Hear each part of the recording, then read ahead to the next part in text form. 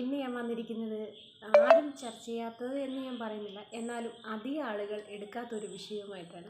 നമ്മുടെ അമ്മ സംഘടനയിൽ അവരൊരു സ്പോൺസർഷിപ്പുമായി ബന്ധപ്പെട്ട ഒരു അമ്പലത്തിനെ ശ്വേതാമേനോൻ സമീപിക്കുകയും ആ അമ്പലത്തിലെ ചെയർമാൻ, അതായത് വെണ്ണല ശ്രീ മഹാദേവ ക്ഷേത്രമാണ്, അവിടുത്തെ ചെയർമാനാണ് ശ്രീ നന്ദകുമാർ. അദ്ദേഹവുമായി സംസാരിക്കുകയും ഒരു 75 ലക്ഷം രൂപ അവർക്ക് കൊടുക്കാമെന്ന്, അതായത് അമ്മ സംഘടനയ്ക്ക് അവരുടെ കുടുംബസംഗമം നടത്താൻ വേണ്ടി അമ്പലം അവർക്ക് കൊടുക്കുകയാണ്. മനസ്സിലായോ നിങ്ങൾക്ക്? അമ്പലം ഒരു അമ്മ എന്ന് പറയുന്ന ഒരു സംഘടനയ്ക്ക് അങ്ങോട്ട് കാശ് കൊടുക്കുകയാണ്. സാധാരണ അമ്പലം നമ്മളുടെ കയ്യിൽ നിന്ന് അമ്പല കമ്മിറ്റിക്കാരൊക്കെ വാങ്ങുന്നതായിട്ട് നമുക്കറിയാം. പക്ഷേ ഒരു അമ്പലം അങ്ങോട്ട് പൈസ കൊടുക്കുന്നതിനെക്കുറിച്ച് നമ്മൾ ആദ്യമായി കേൾക്കുകയാണ്. ചിലപ്പോൾ നമുക്ക് കേട്ടുകേഴ്വിയില്ലാത്ത വിഷയമായതുകൊണ്ടാവാം നമ്മളൊന്ന് കണ്ണു തള്ളുന്നത്. എന്തായാലും ചെറിയ പൈസയൊന്നുമല്ല, ഒരു 70 ലക്ഷത്തിൻ്റെ കണക്കാണ് പറയുന്നത്. 30 ലക്ഷം അവർ കൊടുത്തു, ഇനി ബാക്കി കൊടുക്കാനുണ്ടത്രേ. അപ്പോൾ അതുകൊണ്ട് അദ്ദേഹം പറയുന്ന ന്യായങ്ങൾ, അതായത് ചെയർമാൻ പറയുന്ന ന്യായങ്ങൾ എന്ന് പറഞ്ഞാൽ, ശ്വേതാമേനോൻ നമ്മുടെ അമ്പലത്തിനെ പ്രാർത്ഥിക്കാനൊക്കെ വന്നിട്ടുണ്ട്, പല പരിപാടികൾക്കും വന്നിട്ടുണ്ട്. അപ്പോൾ നമ്മൾ കാശ് കൊടുത്തിട്ടാണ് കേട്ടോ വന്നത്, ഫ്രീ ആയിട്ടൊന്നും അല്ല വന്നത്. അതുപോലെ തന്നെ അവർ പറയുന്നത്, ഇപ്പോൾ അമ്പലത്തിൽ, അതായത് ദൈവങ്ങളോടുള്ള ഭക്തിയൊക്കെ ആളുകൾക്ക് കുറഞ്ഞു വരികയാണ്. അപ്പോൾ അത് കൂട്ടാൻ വേണ്ടിയാണ് ഇങ്ങനെയുള്ള പരസ്യങ്ങളൊക്കെ നമ്മൾ ചെയ്യുന്നത്. അപ്പോൾ വലിയൊരു പ്രോഗ്രാം നടക്കുമ്പം ഈ അമ്പലത്തിൻ്റെ പേര്, അതായത് മഹാദേവ ക്ഷേത്രം വെണ്ണല എന്ന് പറഞ്ഞ് അടിച്ചു വരുമ്പം, അതായത് പോസ്റ്റർ അടിച്ചു വരുമ്പോൾ അവർക്കതൊരു പബ്ലിസിറ്റി ആവും. അതായത് ആർക്കാ? ദൈവത്തിന്. ദൈവം ഇത് വല്ലതും അറിയുന്നുണ്ടാവോ? എനിക്കറിയില്ല. എന്തായാലും അമ്പല കമ്മിറ്റിക്കാരുടെ വിചിത്രമായ വാദമാണിത്. ഇത് കേട്ടപ്പോൾ ഒരു അത്ഭുതം തോന്നി. കാരണം ദൈവത്തിന് എന്തിനാണ് പണം? ദൈവത്തിന് പണം ആവശ്യമില്ല അല്ലേ?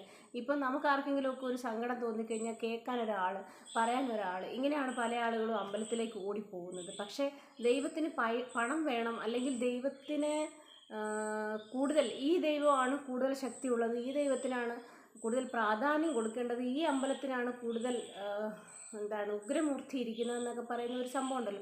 അങ്ങനെ ഒരു പബ്ലിസിറ്റി വേണമെങ്കിൽ ഇതുപോലുള്ള സിനിമാക്കാരുടെ പരിപാടികൾക്ക് പൈസ കൊടുത്തു കഴിഞ്ഞാൽ നമ്മുടെ അമ്പലം കുറച്ചുകൂടി ഫേമസ് ആകും. കാരണം ഇതുപോലുള്ള സിനിമാക്കാർ നമ്മൾ കണ്ടിട്ടുണ്ടല്ലോ, ഫിലിം സ്റ്റാർസ്, അതുപോലുള്ള ആളുകൾ, ഇതുമായി ബന്ധപ്പെട്ട ആളുകൾക്കാണ് കൂടുതൽ അന്ധവിശ്വാസമുള്ളത്. അന്ധവിശ്വാസം എന്ന് പറഞ്ഞു കഴിഞ്ഞാൽ അവരുടെ ഫിലിം കരിയറിൽ അവർക്ക് ഉയർച്ച ഉണ്ടാവുക, താഴ്ച ഉണ്ടാവുക, കുറേ ജ്യോതിഷനെ കൊണ്ടൊക്കെ നോക്കിച്ച്, അതുപോലെ അമ്പലത്തിൽ ചെന്ന് പ്രാർത്ഥിച്ച് ചരട് ജപിച്ച് കെട്ടി, ഇതൊന്നും മോശമാണെന്നുള്ള അഭിപ്രായം എനിക്കില്ല. പക്ഷേ അന്ധവിശ്വാസം കൂടുതലുള്ളത് ഈ സിനിമാക്കാരുമായി ബന്ധപ്പെട്ടാണെന്ന് എനിക്ക് തോന്നിയിട്ടുണ്ട് പലപ്പോഴും. നാട്ടുകാർക്കൊക്കെ ഉണ്ടെങ്കിൽ പോലും കുറച്ചുകൂടെ അവർക്ക് മറ്റുള്ളവർക്കിട്ടൊക്കെ പാര വെക്കാനായിട്ട് കൂടോത്രം ചെയ്യുന്ന പരിപാടിയൊക്കെ ഇവർക്കൊക്കെ ഉണ്ടെന്ന് എനിക്ക് തോന്നുന്നത്. എല്ലാവർക്കും ഉണ്ടെങ്കിലും കുറച്ച് കൂടുതൽ ഇവർക്ക് ഉണ്ടോ എന്നൊരു സംശയം. അപ്പം ഇങ്ങനെയുള്ള അന്ധവിശ്വാസികളുള്ള ഒരു മേഖല ആണ് സിനിമ എന്ന് പറയുന്നത്. അപ്പം ഇതുപോലുള്ള ആളുകളെ വിളിച്ച്, ഇപ്പോൾ ശ്വേതാമേനോൻ അല്ലെങ്കിൽ മോഹൻലാൽ, മോഹൻലാൽ ഫ്രീ ആയിട്ട് വന്ന് അമ്പലത്തിൽ വന്ന് പ്രാർത്ഥിച്ചിട്ട് പോയി, അവരുടെ പ്രോഗ്രാമിന് വന്നു, 5 പൈസ വാങ്ങിയില്ല, പൈസ ഇങ്ങോട്ട് തന്നിട്ടുണ്ട് എന്നാണ് പറയുന്നത്.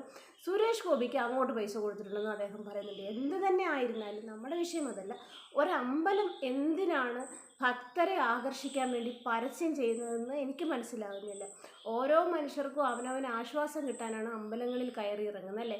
എന്തെങ്കിലുമൊക്കെ ദുഃഖം വരുമ്പോൾ പറയാനും കേൾക്കാനും ഒരാളുണ്ട് എന്നൊരു ആശ്വാസത്തിന് വേണ്ടിയിട്ടാണ്, അല്ലെങ്കിൽ നാളെ ദൈവം നമുക്ക് നല്ലത് വരുത്തും എന്നുള്ളൊരു പ്രതീക്ഷയ്ക്ക് വേണ്ടിയിട്ടാണ് ആളുകൾ അമ്പലത്തിൽ പോകുന്നത്. അല്ലാതെ എല്ലാ അമ്പലക്കാരും ഇരുന്ന് വാ ഇങ്ങോട്ട് വാ, ഇവിടുത്തെ ദൈവത്തിനാണ് ശക്തി കൂടുതലെന്ന് പറഞ്ഞ് വിളിക്കേണ്ട ആവശ്യമൊന്നുമില്ല. അത് ഓരോ മനുഷ്യരുടെയും അവകാശമാണ്, ഓരോ മനുഷ്യരുടെയും ഇഷ്ടമാണ്. ദൈവവിശ്വാസം ഉണ്ടാകാനും ഇല്ലാതിരിക്കാനുള്ള അവകാശം എല്ലാവർക്കും ഇവിടെയുണ്ട്. പക്ഷേ നമ്മളാരും അങ്ങോട്ട് അമ്പലത്തിലെ ചെയർമാനും മറ്റാളുകളും കൂടി കമ്മിറ്റിക്കാർ കൂടിയിട്ട് ഈ അമ്പലത്തിന് കൂടുതൽ ശക്തിയുണ്ട്, ഇങ്ങോട്ട് വരാൻ പറഞ്ഞ് വിളിക്കേണ്ട ആവശ്യമൊന്നുമില്ല. ഇവിടെ ആർക്കും അത്രയ്ക്കും ബുദ്ധിമുട്ടൊന്നുമില്ല. മനസ്സിലായോ? അപ്പോൾ നമുക്കൊക്കെ മനസ്സിലാവും ഇത് എന്തിനു വേണ്ടിയിട്ടുള്ള കളിയാണ്. ഇതെല്ലാം പൈസയുടെ കളിയാണ്, ഇതെല്ലാം അധികാരത്തിൻ്റെ കളിയാണ് അല്ലേ? ഇതൊക്കെ വെറും ഷോ ഓഫാണ്. അതിനപ്പുറത്തേക്ക് ദൈവത്തിന് ആരുടെയും പണത്തിൻ്റെ ആവശ്യമില്ല അല്ലേ?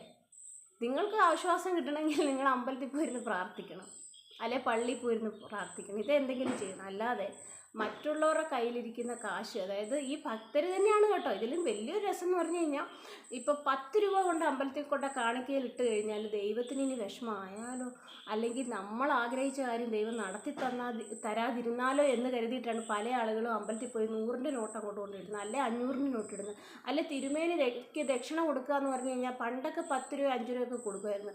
ഇപ്പോൾ ഈ 10 5 ഒക്കെ കൊടുത്തു കഴിഞ്ഞാൽ തിരുമേനിക്ക് അത്ര അനുഗ്രഹം കുറച്ചേ തിരുമേനി തരത്തുള്ളൂ. അതുകൊണ്ട് ആളുകൾ കൂടുതൽ കൊടുക്കും. ഇങ്ങനെ ആളുകൾ ഓരോരോ വഴിപാടുകളായും ഒക്കെ അമ്പലങ്ങളിലേക്ക് പണം ഒഴുകുകയാണ്.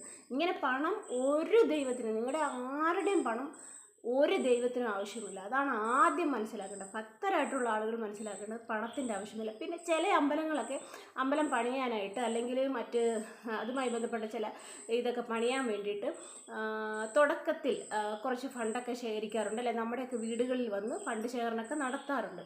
അത് മറ്റെല്ലാ ആളുകളും ചെയ്യുന്നത് പോലെ തന്നെയാണ്. പക്ഷേ അമ്പലത്തിൽ പണം കുമിഞ്ഞു കൂടിയപ്പോൾ അമ്പലം അങ്ങോട്ട് പൈസ കൊടുക്കുകയാണ് ആൾക്കാർക്ക്. എന്തിനു വേണ്ടിയിട്ടാണ്? അമ്പലത്തിലേക്ക് കൂടുതൽ ആളുകളെ ആകർഷിക്കാൻ. എന്തൊരു കഷ്ടമല്ലേ ഇതൊക്കെ കേൾക്കുമ്പോൾ നമ്മൾ എങ്ങനെ ഒരു കാര്യം പറയാതിരിക്കുന്നത്? ഒന്ന് ആലോചിച്ച് നോക്കിയേ. അപ്പം അമ്മ സംഘടന ഒരു 75 ലക്ഷം രൂപ, 75 ലക്ഷം ഉള്ളൂ കേട്ടോ. പിന്നെ അദ്ദേഹം പറയുന്ന ഒരു കാര്യമുണ്ട്, ചെയർമാൻ പറയുന്ന കാര്യമുണ്ട്, നമുക്ക് ഒരു മാസം ഉത്സവത്തിൻ്റെയൊക്കെ സമയത്തൊക്കെ ഒരു മാസം ഈസി ആയിട്ട് നമുക്ക് 8 ലക്ഷം രൂപയൊക്കെ ഇങ്ങനെ വരുക.